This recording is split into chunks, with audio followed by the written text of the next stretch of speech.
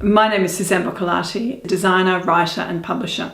In the 90s, I founded a design consultancy which works on projects which encourage curiosity, foster culture and enrich society. I chose to be a designer not to make pretty objects, and there's nothing wrong with aesthetics, don't get me wrong, but because design is about collaboration, empathy, creativity, optimism, and to me, they're feminist values as well. I believe that emotional intelligence, which we as women do particularly well, is needed more and more in this time of automation and, the robots and a time of fucked up politics. To be emotionally intelligent is to be courageous. And like feminism, this sort of thinking is foreign to most business. They know something and then they do something. The problem with this process is that when you know, it's limited to the present. So for me, innovation is actually about what could be. So in that way, both design and feminism believes in the same thing. It believes in what could be. So what am I doing here in the residency?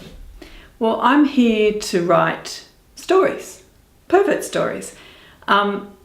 And most of my stories are around messy love, which is always a popular subject because there's so much of it and because, let's face it, we've all experienced it.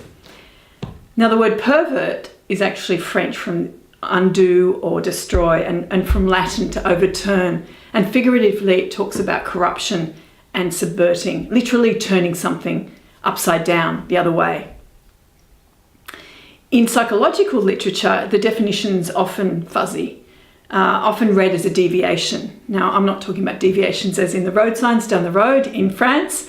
I'm actually talking about what Freud says is that we are all innately perverse. And I think this is true.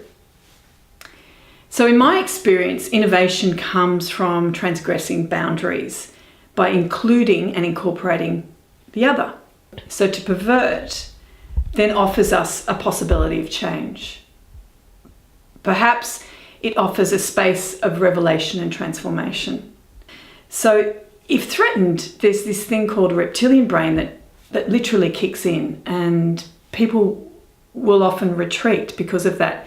And when they retreat, they don't see a different way of thinking. So in that way, my work tends to be a bit more covert than overt.